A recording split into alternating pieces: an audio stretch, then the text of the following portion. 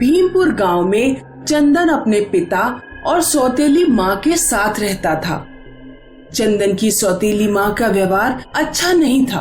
वो चंदन को हमेशा ताने मारती रहती थी। अरे ओ चंदन, उठ जा नालायक, मेरे सर में दर्द हो रहा है, मेडिकल जाकर मेरे लिए दवा लेकर आ। दोपहर तक सोता रहता है, काम का ना काज का, दुश्मन अनाज का। आप मुझे रोज रोज ताने मत दिया करो, अपने पिता का खाता हूँ, आपका नहीं। ओहो, बड़ा आया पिता वाला। तेरा पिता तो जैसे लाखों कमाता है ना, जो तू यहाँ इतना आराम करता है। इस तरह चंदन और उसकी सौतेली माँ में रोजाना किसी न किसी बात पर झगड़ा होता रहता था। चंदन अपने गांव की एक लड़की विनीता से प्रेम करता था। वो अक्सर आम के बाग में विनीता से मिला करता था। मेरी सौतेली माँ ने तो मेरा जीना मुश्किल कर दिया है।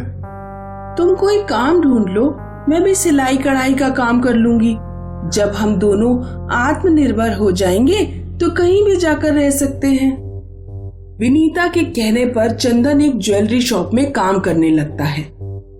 कुछ समय बाद चंदन और विनीता अपना अपना घर छोड़ देते हैं और शादी करके पड़ोस के अंधेरपुर गांव में एक पुराना मकान लेकर रहने लगते हैं।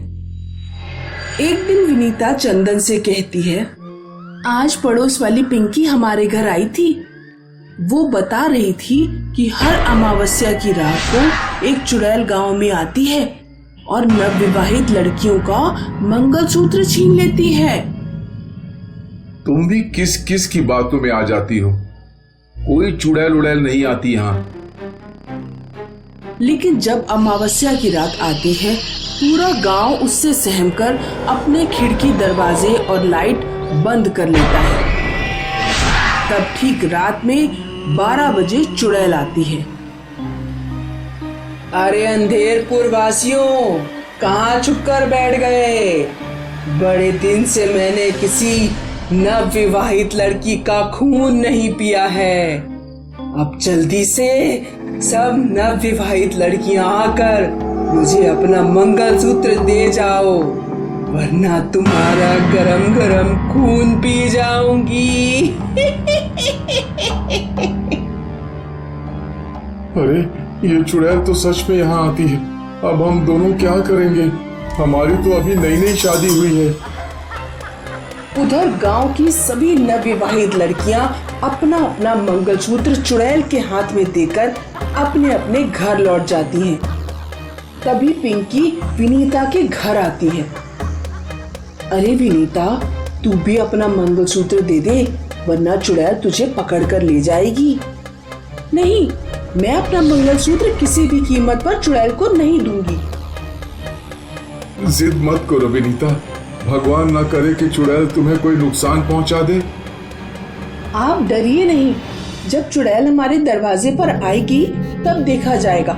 ऐसे तो मैं उसे मंगलसूत्र नहीं देने वाली। उस रात को चुड़ैल गांव की बाकी लड़कियों का मंगलसूत्र लेकर लौट जाती है। अरे अंधेरपुर वासियों, मैंने अपनी जादुई शक्तियों से पता किया है। पिछली बार एक नवविवाहित लड़की ने मुझे अपना मंगलसूत्र नहीं दिया था। वो लड़की जो भी है, जल्दी मेरे सामने आए और अपना मंगलसूत्र दे दे, वरना मैं घर घर जाकर उसकी तलाश करूंगी और उसे कच्चा चबा जाऊंगी। लेकिन विनीता फिर भी चुड़ैल को अपना मंगलसूत्र देने नहीं जाती। आखिरकार चुड़ैल विनीता के घर जाकर उसका दरवाजा खटखटाने लगती है।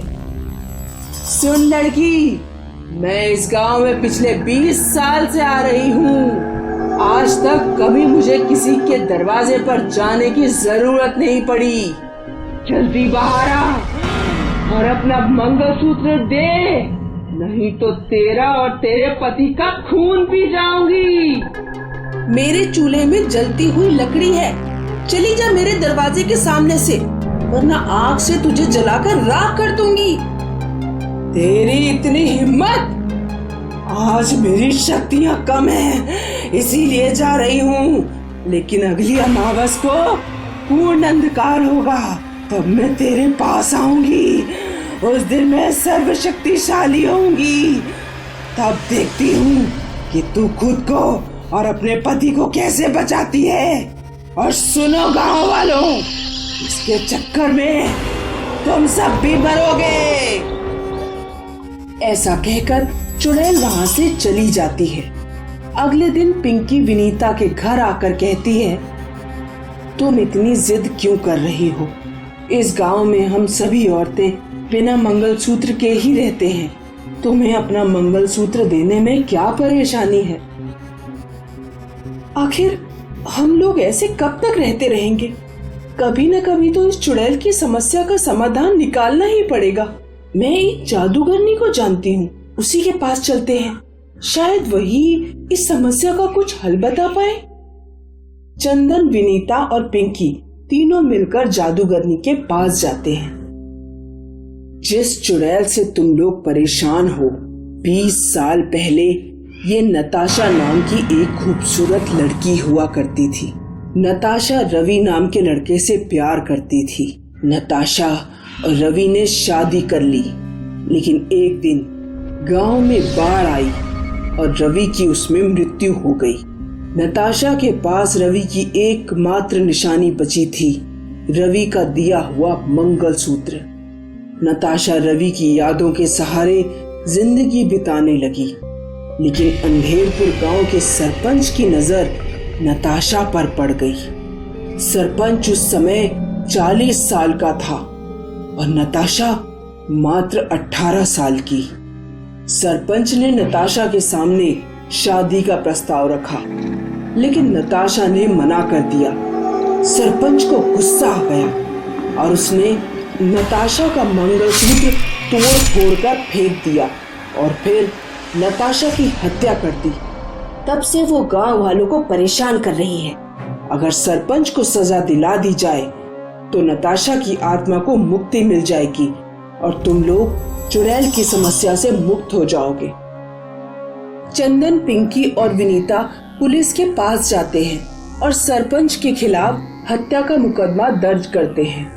काफी दिन केस चलने के बाद सरपंच को फांसी की सजा हो जाती है। एक अमावस्या की रात को चुड़ैल गांव में आती है और वो विनीता को धन्यवाद देकर हमेशा के लिए गायब हो जाती है। दिल्ली की एक आम सोसाइटी में रहता था व्यास परिवार, जिसमें थी मम्मी अनीता और उनकी बेटी प्रिया। अरे प्रिया, तुम अपना टिफिन भूल गई। मम्मी रहने दो, अब मुझे लेट हो रहा है, मेरे फ्रेंड्स मेरा वेट कर रहे हैं, मैं कैंटीन में कुछ खा लूंगी। ओहो, ये आजकल के बच्चे भी ना। तभी उनकी पड़ोसी बाहर आई। बिल्कुल सही मिसेस व्यास, मेरा बेटा भी बिल्कुल ऐसा ही है। देखिए ना, सुबह से उसके लिए टिफिन तैयार कर रही थी और वो टिफिन छोड़कर चली गई। मैं समझती हूँ आप पर क्या बीत रही है, आजकल के बच्चे होते ही ऐसे हैं। अनीता और सुशीला रोज अपने अपने घरों से बातें किया करती थी। साल बीत गए पर इनका रूटीन नहीं बदला। इनके घर इतने नजदीक थे कि इन्हें गप्पे मारने के लिए घर से बाहर भी नहीं निकलना पड़ता था। लेकिन एक रात इस सोसाइटी में एक चोर आया। उसने देखा कि सब घरों की कोई न कोई लाइट चालू है।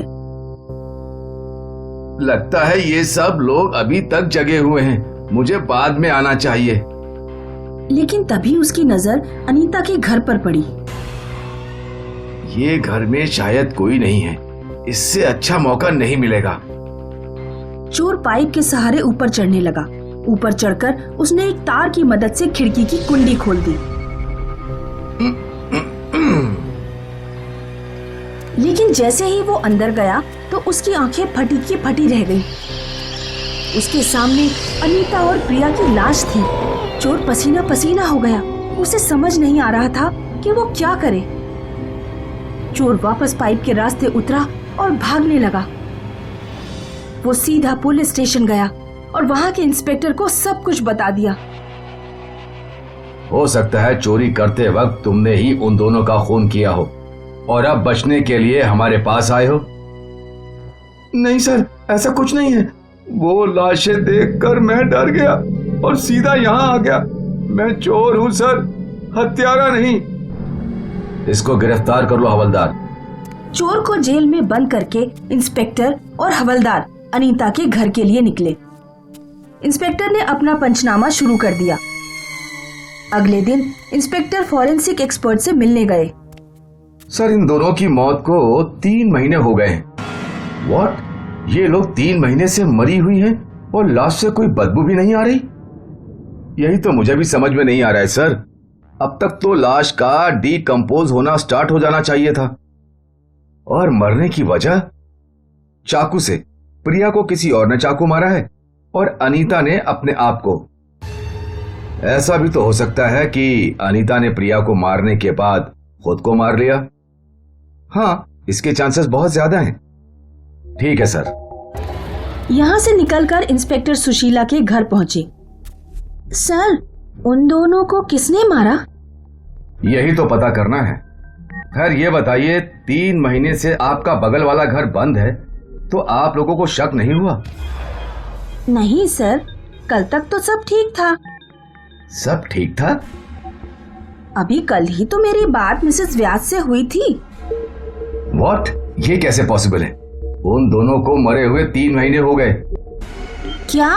नहीं सर, आप चाहो तो किसी से पूछ लीजिए। वो दोनों कल तक जिंदा थी।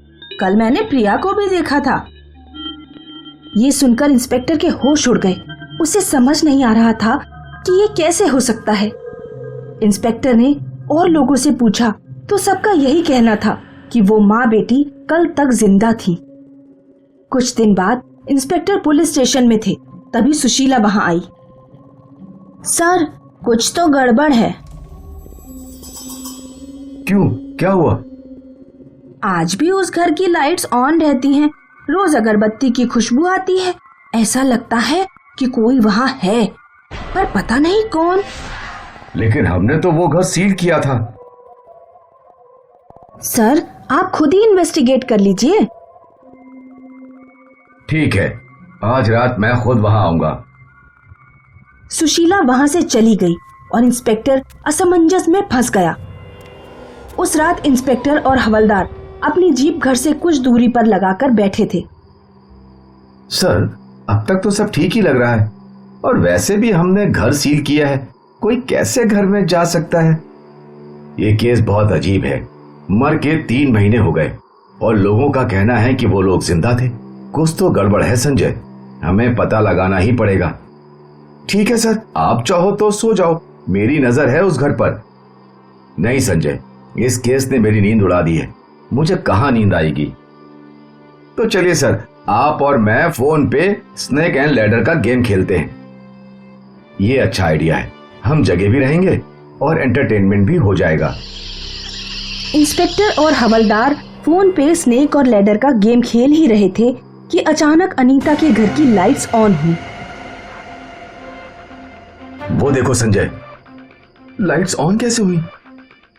दोनों जीप से बाहर आकर खड़े हो गए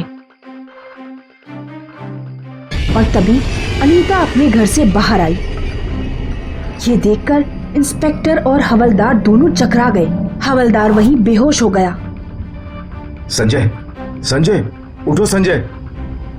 भूत, भूत, सर भूत है। इंस्पेक्टर ने हवलदार को जीप में बिठाया और खुद अनीता के घर की ओर चलने लगा। इंस्पेक्टर ने दरवाजे का ताला खोला और अंदर गया। अंदर जाते ही उसे जोर जोर से झगड़ने की आवाजें सुनाई दे रही थी। मैंने कहा ना प्रिया, वो लड़का तुम्हारे लिए ठीक नहीं है। माँ, मैं उसे प्यार करती हूँ और उससे ही शादी करूंगी। क्या इसी दिन के लिए तुमने पाल पोस के इतना बड़ा किया था? वो मुझे नहीं मालूम। उस लड़के की 3 शादियां हो चुकी हैं और 3 तलाक भी। अब तक उसे समझने वाली कोई मिली नहीं, इसीलिए। और माँ, हम दोनों एक दूसरे के लिए ही बने हैं।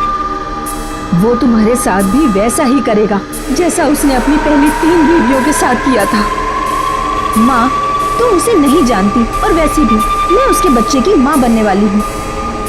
हे भगवान, ये तुमने क्या कर दिया? अब मैं दुनिया को क्या मुंह दिखाऊंगी? ये समाज मुझे बोलेगा बिन बाप की लड़की को मैं अच्छे संस्कार नहीं दे पाई।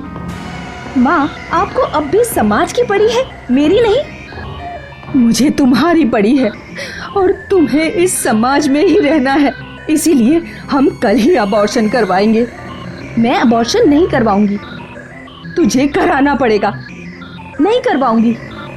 प्रिया, तुझे करना पड़ेगा, वरना क्या आप मुझे मार देंगी?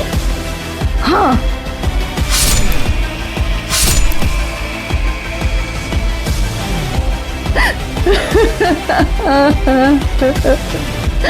मेरी प्यारी बच्ची।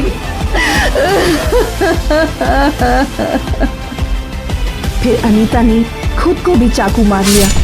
ये सब इंस्पेक्टर ने अपनी आंखों से देखा और फिर इंस्पेक्टर बेहोश हो गया। अगली सुबह जब इंस्पेक्टर को होश आया तब उसे समझ नहीं आ रहा था कि उसके साथ क्या हुआ। उसे मर्डर कैसे और क्यों हुआ वो तो पता चल गया था, लेकिन वो फाइल में क्या लिखता कि अनीता और प्रिया के भूत ने उसे ये बताया। अब भी इस घर में अक्सर अनीता और प्रिया झगड़ती हैं। पड़ोसी डर के मारे रात में अपने घरों से बाहर नहीं निकलते और ये घर दिल्ली की हॉन्टेड जगहों में गिना जाता है।